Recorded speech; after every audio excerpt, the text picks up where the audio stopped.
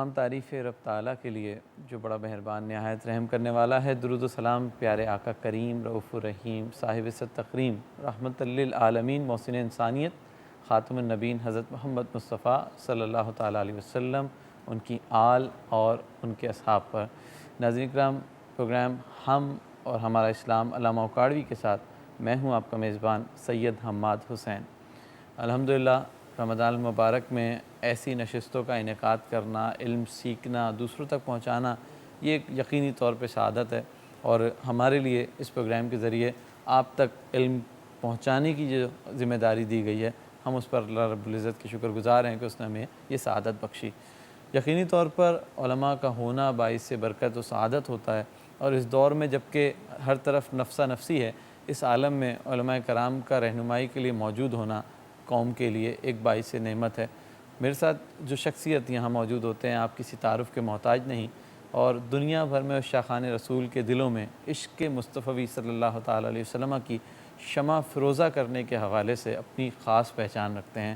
دنیا بھر میں حضور علیہ السلام کی عشق و محبت اور اپنے شیریں لب و لہجے سے اسلام کی تعلیمات پہنچانے کا اعزاز آپ کو حاصل ہے۔ جی ہاں، میری مراد حضرت علامہ مولانا ڈاکٹر کوکب نورانی اکاڑوی صاحب سے۔ السلام علیکم۔ وعلیکم السلام، اور تمام ناظرین و سامعین کو بھی السلام علیکم ورحمۃ اللہ وبرکاتہ۔ ناظرین کرام، آج کے دن جو ہے عالم اسلام میں دو جو ہے اہم واقعات کے حوالے سے منایا جاتا ہے، چونکہ اس پہ تاریخ کے حوالے سے مختلف لوگ مختلف دن مناتے ہیں، لیکن 17 تاریخ کے حوالے سے دو اہم واقعات ہیں۔ ایک تو یوم ام المومنین سیدہ عائشہ صدیقہ کے حوالے سے منایا جاتا ہے، اور آپ کی سیرت کے حوالے سے ذکر کیا جاتا ہے، آپ سے اپنی محبت عقیدت کا اظہار مومنین کرتے ہیں، اور حضور علیہ السلام کی زوجہ ہیں، آپ نے اسلام کے لیے بے پناہ قربانیاں بھی دی ہیں، اور آپ کی خدمات فراموش نہیں کی جا سکتی، تو اس کے حوالے سے آج خاص طور پہ ذکر ہوتا ہے۔ اور ساتھ ہی بہت بڑا طبقہ 17 کو یوم بدر کے حوالے سے ہی مناتا ہے۔ تو ہم کوشش کریں گے آج کے پروگرام میں دونوں موضوعات پہ گفتگو کریں، اور آپ تک جو معلومات ہم پہنچا سکتے ہیں، جو فضائل و مناقب اور ان واقعات کے حوالے سے پہنچانا چاہیے، اس کی کوشش کریں گے کہ آج اس پروگرام میں اس کو سمیٹ سکیں۔ علامہ صاحب، آج سیدہ عائشہ صدیقہ ام المومنین کے حوالے سے یوم منایا جاتا ہے، آپ کی سیرت کے حوالے سے، آپ کے فضائل و مناقب کے حوالے سے، اور حضور علیہ السلام کے سے آپ کی قربت محبت کے حوالے سے کیا بیان فرمائیں گے؟ بسم اللہ والحمد للہ والصلاة والسلام علی رسول اللہ۔ میرے نبی پاک صلی اللہ علیہ وآلہ وسلم کی ازواج مطہرات، ان پاکیزہ مقدس خواتین میں ام المومنین حضرت سیدہ عائشہ صدیقہ رضی اللہ تعالی عنہ وہ ہیں جنہیں اللہ تعالیٰ نے اپنے حبیب کے لیے پسند فرمایا۔ سبحان اللہ۔ جبریل امین ان کی شبیہ لے کر آئے تھے سبز کپڑے میں کہ اللہ تعالیٰ نے ان کو دنیا و آخرت میں آپ کی بیوی بنایا ہے۔ اللہ اکبر۔ تو جب اللہ تعالیٰ کا انتخاب ہے تو پھر اس میں اور فضیلت کی کوئی ضرورت کیا ہے، کیا بیان کی جائے۔ قرآن کریم نے یہ بھی بتایا کہ نبی کے اہل بیت ان میں سب سے پہلے ازواج ہیں، بالکل، تو ان کی شان بیان کی، ان کی پاکیزگی کا بیان۔ پھر یہ دوسری آیت یا نساء النبی لستن کاحد من النساء، کہ اے نبی کی عورتوں تم دوسری عورتوں کی طرح نہیں ہو۔ کیوں نہیں ہو؟ کہ تم نبی کی بیوی ہو۔ تو جب بیوی ان کی دوسری عورتوں کی طرح نہیں ہے تو شوہر نامدار نبی پاک صلی اللہ علیہ وسلم۔ اچھا، ان کو وَأَزْوَاجُهُ أُمَّهَاتُهُمْ، قرآن نے کہا کہ نبی کی بیویاں مومنوں کی مائیں، روحانی مائیں ہیں۔ تو ایک ماں کا ادب ویسے بھی ہوتا ہے، اور جو مومنوں کی ماں ہو اس کا ادب کتنا ہوگا۔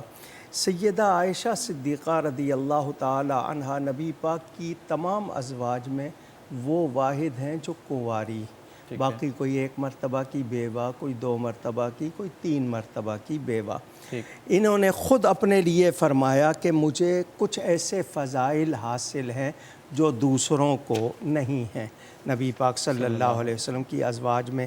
ایک تو یہ کہ فرشتہ میری صورت لے کر حضور کی خدمت میں آیا، جب میں 7 برس کی تھی آپ نے مجھ سے نکاح کیا، 9 برس کی عمر میں رخصتی ہوئی، میرے سوا آپ کی کوئی بیوی کنواری نہ تھی، حضور کے میں ساتھ بھی ہوتی تب بھی وہی آتی، کسی اور زوجہ محترمہ کو یہ شرف نہیں، میں آپ کو سب سے زیادہ پیاری تھی، میری شان میں قرآن کی آیتیں نازل ہوئیں جبکہ لوگ اس آزمائش میں ہلاکت کے قریب پہنچ گئے تھے، میں نے جبریل امین کو اپنی آنکھوں سے دیکھا، سیدہ فرما رہی ہیں، اور میرے سوا آپ کے کسی اور بیوی نے نہیں دیکھا، اور حضور صلی اللہ علیہ وسلم نے میرے کمرے میں میری گود میں آپ کا سر انور تھا جب آپ نے دنیا سے پردہ فرمایا، یعنی فرشتے کے سوا میرے اور کوئی قریب نہیں تھا نبی پاک صلی اللہ علیہ وسلم کے، اور آپ کا وصال اس رات ہوا جس رات میری باری تھی۔ تو یہ انہوں نے فرمایا کہ مجھے یہ 9-10 باتیں ایسی ہیں۔ ان کے حوالے سے میں بنیادی بات جو پہلی کروں گا وہ یہ کہ یہ نبی پاک صلی اللہ علیہ وسلم کی ازواج میں سب سے بڑھ کر عالمہ ہیں۔ علماء نے یہاں تک کہا ہے کہ اگر دین کے 3 حصے کیے جائیں تو ایک حصہ ان کے ذریعے امت کو پہنچا ہے، کتنا بڑا ان کا احسان ہے، 2200 کتنی روایات احادیث ان سے مروی ہیں، اور پھر امت کو تیمم کا حکم جو ملا ہے کہ اگر پانی نہ ملے تو پاک مٹی سے وہ تیمم کر لیں، جس کو آپ ڈرائی ایبلوشن کہتے ہیں، وہ ان کی برکت سے ملا ہے، وہ بھی ان کی برکات ہے، اور ان کی وجہ سے کتنی اور باتیں آپ چونکہ آپ کے ہاں سیگمنٹ ہوتے ہیں ان کے منٹ مجھے معلوم نہیں تو میں انشاءاللہ ذکر کروں گا، لیکن اتنا یاد رکھیں کہ یہ ہر لحاظ سے محترم۔ بالکل علم صاحب، ابھی بریک سے قبل ہم 1-8 منٹ سے تو ہم گفتگو کرتے ہیں، تو ان کے حوالے سے ان کے والد محترم کی بھی نسبت شامل ہے، تو جی یہ صدیقہ بنت صدیق ہیں، عتیقہ بنت عتیق ہیں، اور پھر میں نے آپ کو جو 10 باتیں سنائیں کہ فرشتہ آ کے سلام بھی کرتا ہے، خود جبریل کو انہوں نے اپنی آنکھوں سے دیکھا ہے، اور نبی پاک صلی اللہ علیہ وسلم کو سب سے زیادہ پیاری تھیں، یعنی ازواج میں، اولاد میں حضرت سیدہ فاطمہ اور ازواج میں حضرت عائشہ صدیقہ۔ فرمایا عرب میں ایک کھانا تھا سرید، اس سرید کو وہاں کی آپ سب سے کنگ ڈش کہہ لیں بھائی، تو فرمایا جس طرح عرب میں اس کھانوں پر فضیلت، عورتوں میں عائشہ کو تمام عورتوں پر فضیلت ہے۔ حضور صلی اللہ علیہ وسلم نے ان کے ساتھ رہ کر بتایا کہ بیوی کے ساتھ کیسے رہا جاتا ہے۔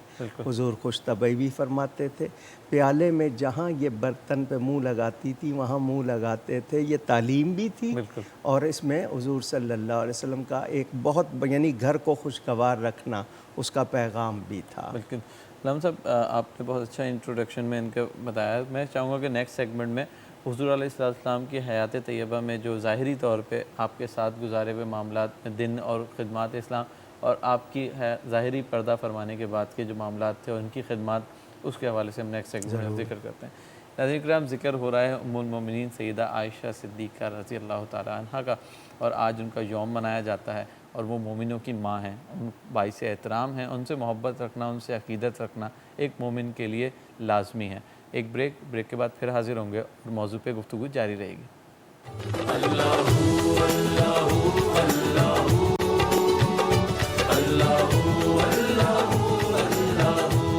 جی ناظرین کرام، بریک کے بعد دوبارہ حاضر خدمت ہیں، اور گفتگو ہو رہی ہے ام المومنین سیدہ عائشہ صدیقہ رضی اللہ تعالیٰ عنہ کے حوالے سے۔ آج ان کا یوم ہے، اور ان کے امت پہ اتنے احسانات ہیں علم و فضل کے حوالے سے، اور دیگر معاملات میں اس حوالے سے بھی ذکر کریں گے، اور آپ کے جود و سخا کے حوالے سے۔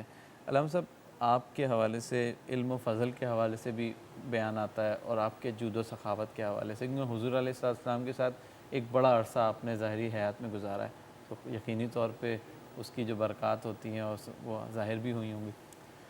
بنیادی بات سب سے پہلے تمام امت کو یہ یاد رکھنی ہے کہ یہ وہ مقدس خاتون ہیں جن کی براءت اور پاکیزگی کی بارے میں خود رب نے آیتیں اتاری، 17 سے زیادہ آیات سورہ نور میں ان کی شان میں اتری ہیں۔ اللہ اکبر۔ اس کے بعد کسی امتی کو کسی مسلمان کو ان کے بارے میں کوئی نامناسب لفظ سوچنا بھی نہیں چاہیے. اپنی ماں کے لیے وہ مومنوں کی ماں اتنی شان والی ہیں. اور امام ابو موسیٰ اشعری رضی اللہ تعالیٰ عنہ، یہ ترمذی شریف میں ہے، اس میں مناقب میں، کہ ہم اصحاب محمد یعنی صحابہ کرام کبھی کوئی ایسی مشکل بات پیش نہیں آئی کہ ہم حضرت سیدہ عائشہ کے پاس گئے ہوں اور انہوں نے اس کا حل نہ پیش کیا. سبحان اللہ. امام زہری،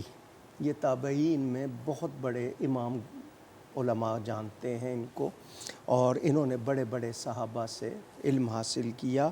وہ کہتے ہیں تمام لوگوں میں سب سے زیادہ علم والی حضرت سیدہ عائشہ تھی. سبحان اللہ. ہماری خواتین نوٹ کریں اس بات کو کہ عورت یہ نہ سمجھے کہ جی اس کے لیے علم کے دروازے بند ہیں، علم نہیں ہے، یہ نہیں ہے. اس کو بھی علم حاصل کرنا. اور یہ سفر میں تو حضور ایک زوجہ کو ساتھ رکھتے تھے. جب کبھی یہ نہیں ہوتی تھی کوئی بات دوسری محفل میں، تو جان کر اس کو یاد رکھنا کہ مجھے معلوم ہو. اور کتنی باتیں ایسی جو ان کے سامنے ہوتی تھی وہ امت کو انہی کے ذریعے پہنچی ہیں. تو یوں ہماری وہ محسنہ ہیں. اور یہی وہ امام زہری فرماتے ہیں سبل الہدیٰ میں، مستدرک میں موجود، کہ اگر تم تمام لوگوں کو اور تمام ازواج نبی کا علم جمع کیا جائے، اکٹھا کیا جائے، تو حضرت عائشہ کا علم ان سب سے بڑھ جائے گا. سبحان اللہ. یہ خود صحابہ کا اعتراف ہے اس حوالے سے. اور حضرت عائشہ صدیقہ اپنے والد ماجد حضرت ابو بکر الصدیق رضی اللہ تعالی عنہ کے زمانہ خلافت میں فتویٰ دیا کرتی تھی. فتویٰ کا مطلب شریعت کی رائے بیان کیا کرتی تھی. پھر حضرت عمر اور حضرت عثمان رضی اللہ عنہم، ان کے آخر تک جب تک حیات رہی اس وقت تک آپ فتویٰ دیتی رہی ہے، اور بڑے بڑے صحابہ آپ سے مسائل حل کرواتے رہے ہیں. اب ان کے حوالے سے جو بات مجھے اور آپ کو اور زیادہ جاننی ہے کہ نبی کریم صلی اللہ علیہ وسلم سے محبت بھی ہے، اور نبی پاک کی ایک ایک بات کو محفوظ رکھنا. اور پھر یعنی یہ مستند ہستی ہے. ایک تو ہوتا نا کہ کوئی روایت، یہ مستند ہستی ہے، ان کی روایت جب آ جاتی ہے تو اس پر اس طرح کلام نہیں ہوتا ہے. طب میں بھی، شاعری میں بھی کمال حاصل تھا. یعنی عرب والے چونکہ اپنے آپ کو فصیح کہتے ہیں کہ ہم بڑی صاف زبان والے ہیں، تو یہاں تک روایت حضرت موسیٰ بن طلحہ فرماتے ہیں میں نے سیدہ عائشہ صدیقہ رضی اللہ تعالی عنہا سے زیادہ کسی کو خوش کلام نہیں پایا.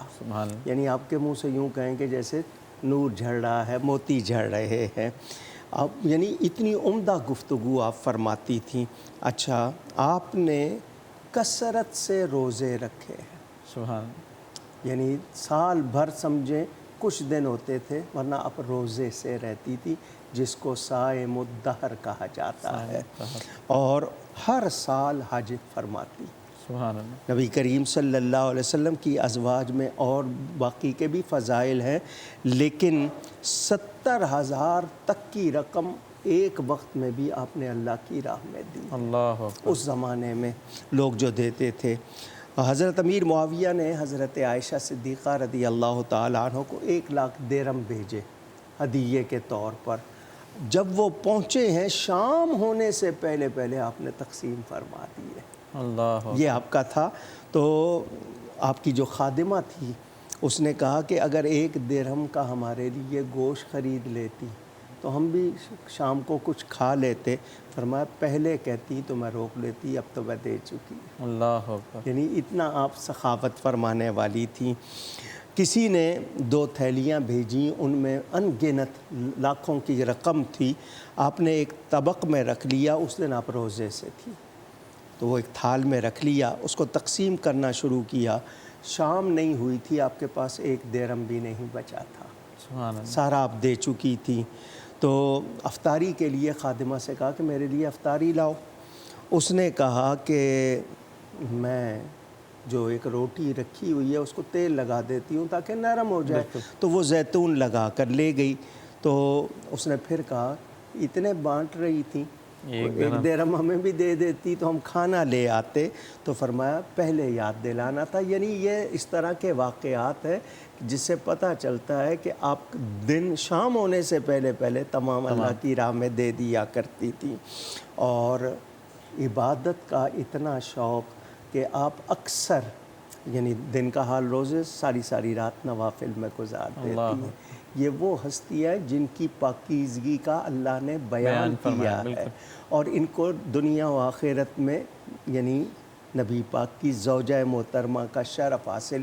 ایک واقعہ محبت کا سنا دوں چھوٹا سا، نزہۃ المجالس میں ہے کہ حضرت سیدہ عائشہ صدیقہ نے حضرت فاطمہ سے کہا کہ تم افضل ہو یا میں؟ اللہ اکبر، پیار کی بات آپس میں۔ حضرت سیدہ فاطمہ نے کہا میں۔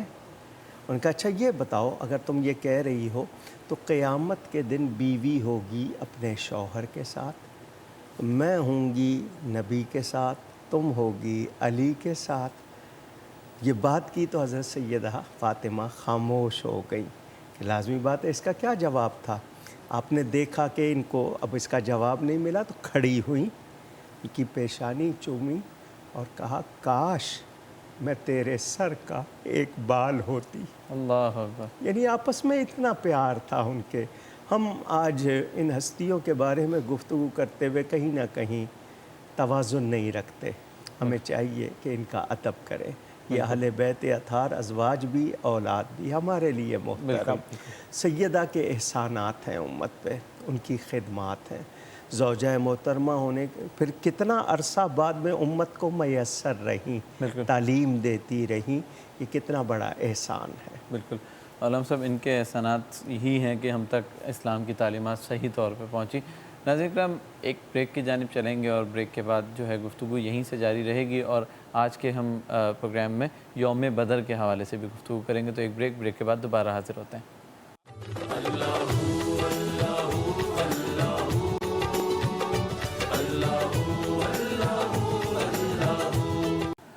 جی ناظرین کرام، بریک کے بعد دوبارہ حاضر خدمت ہیں۔ آج ام المومنین کے حوالے سے بھی ذکر کیا گیا، اور آج ہی کے دن جو ہے امت اپنے اس مارکے کو، اس فتح کو یاد بھی کرتی ہے جو یوم بدر کے حوالے سے منایا جاتا ہے۔ 313 ہونا، ہزاروں کے لشکر پہ بھاری ہو جانا، اور ایسے مقام پر جہاں شکست جو ہے یقینی ہے، وہاں اللہ رب العزت نے 313 صحابہ کو جس طرح شکست سے بچا کے فتوحات دی، اور نبی کریم صلی اللہ تعالی وسلم کی برکت تھی کہ یہ فتح حاصل ہوئی، اور اس کے بعد پھر اسلام نے جو ہے اپنا عروج دیکھا، اور ایسا عروج دیکھا کہ انشاءاللہ جلد وہ وقت بھی قریب ہوگا کہ دنیا بھر میں اسلام کا پرچم لہرائے گا۔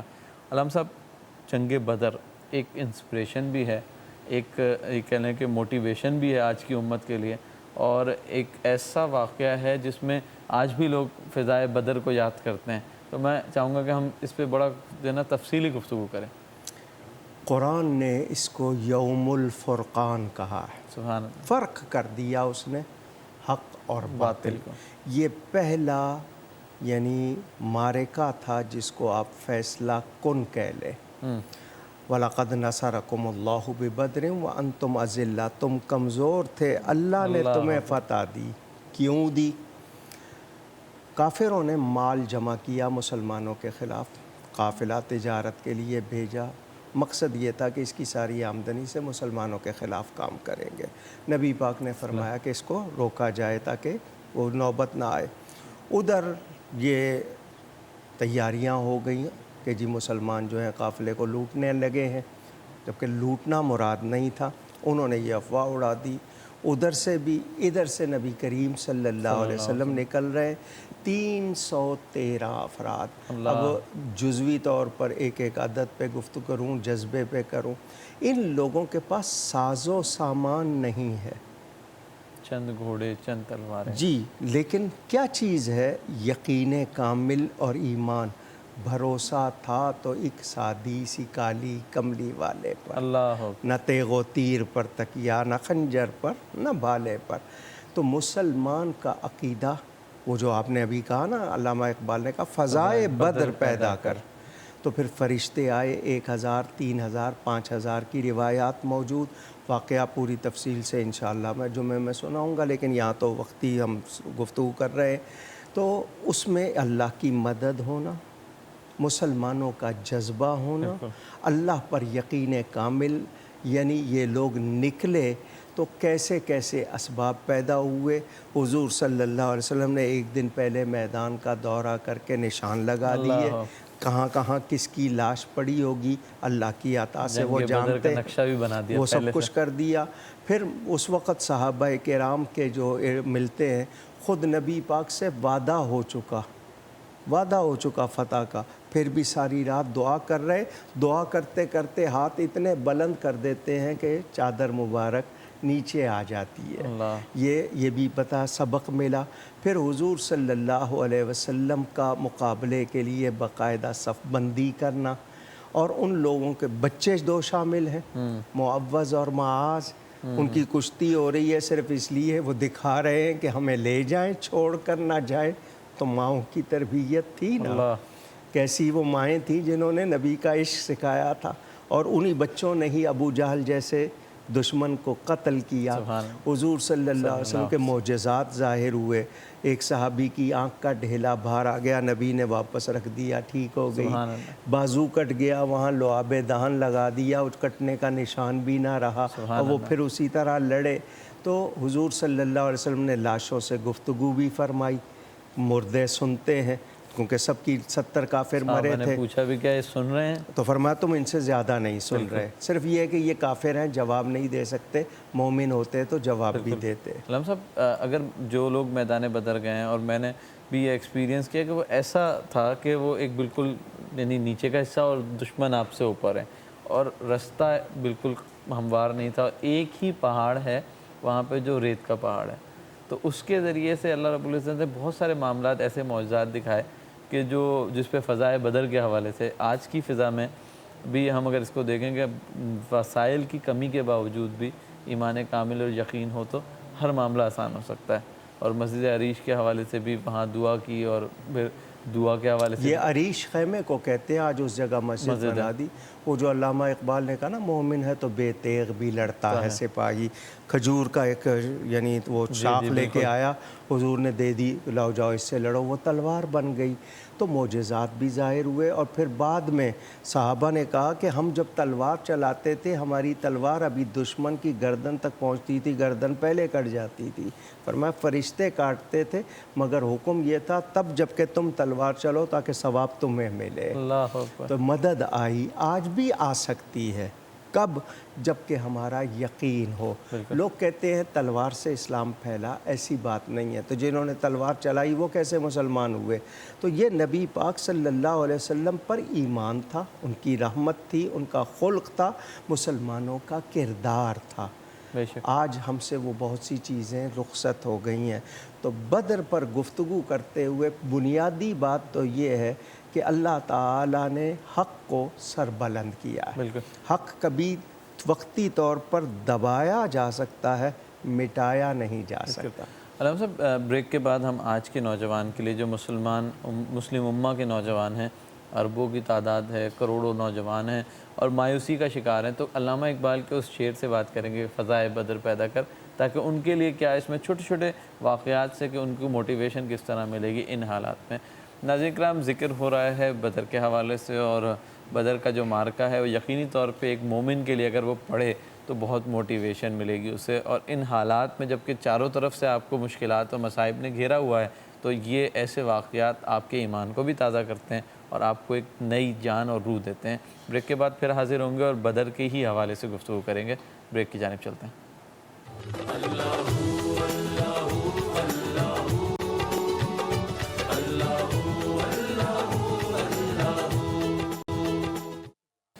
جی ناظرین، بریک کے بعد حاضر خدمت ہیں۔ گفتگو ہو رہی ہے بدر کے معرکے کے حوالے سے، اور یہ ایک یوم فرقان بھی ہے جہاں حق و باطل کو رب تعالیٰ نے ہمارے لیے بھی، آج کے مسلمانوں کے لیے بھی اور جب کے معاملات کے لیے بھی جو ہے بالکل ایک واضح دن کر دیا کہ جب رب العزت کے ساتھ آپ کا یقین کامل ہو جائے کہ وہ رب ہمارے لیے کافی و کارساز ہے، تو انشاءاللہ تعالیٰ بڑے سے بڑی مشکلیں آسان ہو جاتی ہیں، اور مایوسی کے دور میں تو جب رب سے لو لگا لی جاتی ہے تو پھر دعائیں اثر کرتی ہیں اور پھر معاملات آسان ہوتے ہیں۔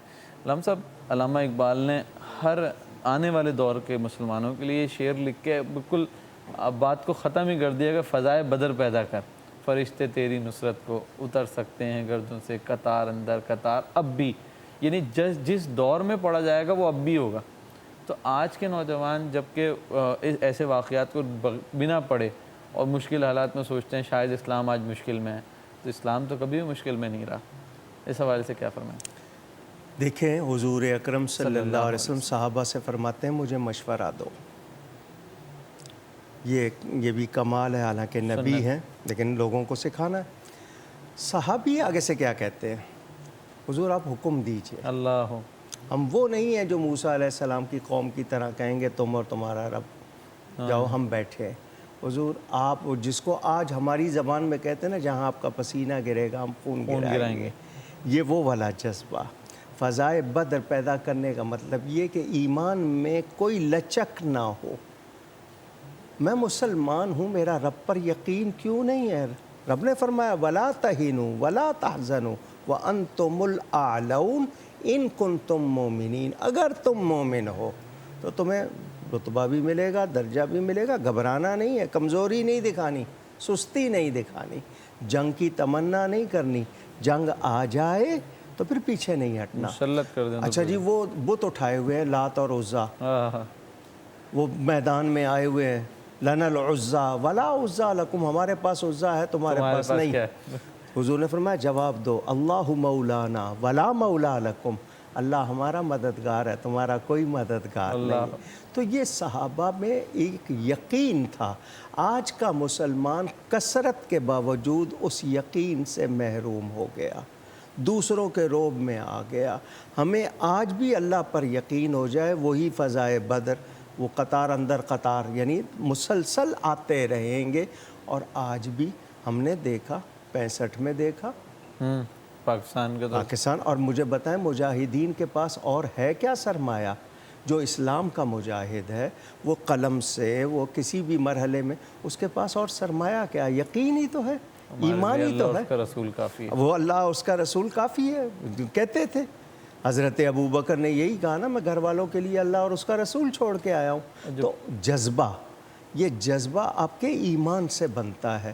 ہم سے ایمانی قوت ہماری کہیں ادھر ادھر ہو گئی۔ بالکل علامہ صاحب، یہ بھی ایک واقعہ ہے کہ 313 پیچھے مدینہ شریف 80 کلومیٹر دور تقریباً پیچھے، یعنی اس کا مطلب ہے کہ تمام، جیسے کہ آج کی زبان میں کہتے ہیں کشتیاں جلا کے آ جانا، اور ہارنے کی صورت میں دین بالکل جو ہے خود دعا کی حضور نے، یا اللہ یہ 313 نہ رہے تو تیرا نام لینے والا کوئی نہیں ہوگا۔ یہ وہ کہہ سکتے، ان کی شان ہے، ہم تو نہیں یہ سوچتے۔ تو حضور نے یہاں تک فرمایا، اور پھر ان کو، ان بدریوں کو، تمام صحابہ پر وہ درجہ مل گیا، فرمایا تمہارے لیے بخشش ہو گئی ہے۔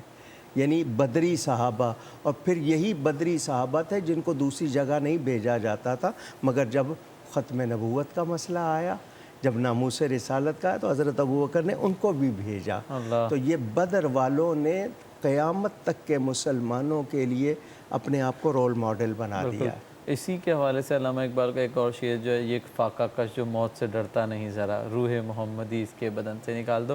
علامہ صاحب، بریک کی طرف جانے سے قبل میں آپ کو ایک بات ناظرین کے لیے، کہ یہ فضائے بدر کے ساتھ ساتھ صحابہ اکرام کے حوالے سے کوئی نیاز کا اور دعاؤں کا معاملہ بھی ہوتا ہے کہ یہ رد نہیں کی جاتی کہ اللہ رب ان کی وسیلے سے مانگنا۔ تو بریک کے بعد ہم اس کے حوالے سے ضرور گفتگو کریں گے، اور ہم نے بچپن سے روایت دیکھا ہے کہ ان کے وسیلے سے اللہ رب العزت سے کوئی چیز مانگی جائے تو اس میں جو ہے بہت آسانی ہوتی ہے۔ ناظرین کرام، ذکر ہو رہا ہے بدری صحابہ کے حوالے سے، بدر والوں کی شان کے حوالے سے اور بدر کے واقعے کے حوالے سے۔ کوشش کریں گے کل بھی اس پہ ذکر کریں۔ آج آخری سیگمنٹ میں ہم ذکر کریں گے کہ ان کے وسیلے سے رب سے مانگنا، اور پھر رب تعالیٰ ان کی وسیلے کی لاج ضرور رکھتا ہے۔ بریک کی جانب چلتے ہیں، بریک کے بعد دوبارہ حاضر ہوتے ہیں۔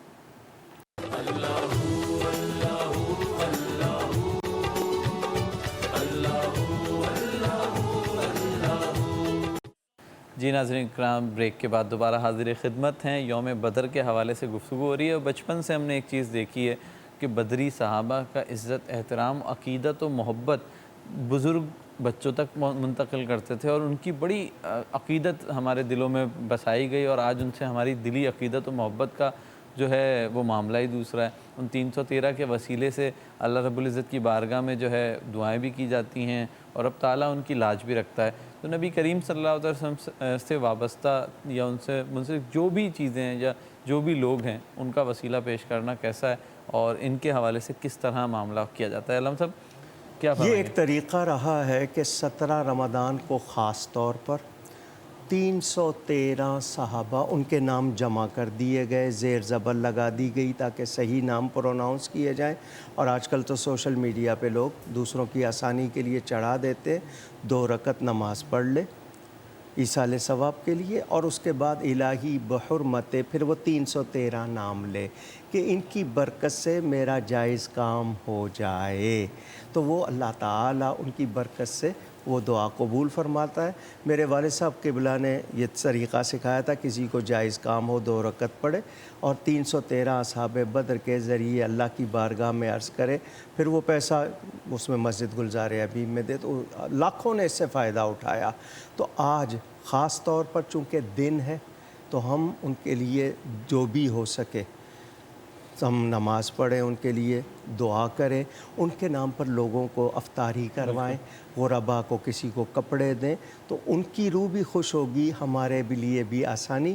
اور اگر نام یاد ہوں تو بہت میں اچھا، یہ پوچھنا اگر چاہتا تھا، نام یاد نہیں ہے تو یا اللہ اصحاب بدر کے صدقے میرا جائز کام ہو جائے، بے اولاد ہے یا کوئی بے روزگار کا ہے، مسئلہ، کوئی جو بھی بھی مسئلہ مسئلہ ہو جائز اللہ کے سامنے پیش کرے، تو یہ چونکہ مقبول لوگ ہیں بالکل تو اسی ان طرح کا وسیلہ بھی مقبول ہے۔ بالکل۔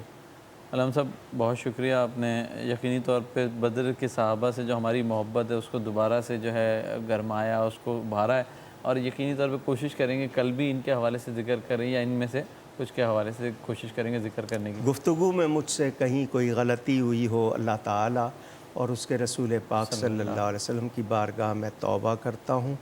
بڑا مبارک جمعے کی بھی شب ہے، جمعے کا بھی دن ہے، بدر کا بھی دن، ام المومنین کا بھی دن، تو بڑا مبارک موقع، اکٹھے جمع ہوئے ہیں، تو ضرور نیک دعائیں کیجیے گا اور نیکی کیجیے گا۔ بہت شکریہ علامہ صاحب۔ ناظرین کرام، الحمدللہ بدر کے حوالے سے گفتگو ہوئی، یوم ام المومنین کے حوالے سے گفتگو ہوئی، اور کوشش یہی کی جاتی ہے کہ ایسے ایام میں اپنے جو محسن ہیں ان کی یاد تازہ کی جائے تاکہ آنے والی نسلوں کے دلوں میں عشق مصطفی صلی اللہ تعالیٰ علیہ وسلم، اسلام سے محبت اور علم سے محبت کو اجاگر کیا جائے تاکہ وہ اپنی زندگی میں عملی طور پر اسلام کو اپنا سکیں۔ اگلی پروگرام میں دوبارہ حاضر ہوں گے، اور اگلی نشست تک کے لیے اپنی میزبان سید حماد حسین کو اجازت دیجیے۔ السلام علیکم ورحمۃ اللہ۔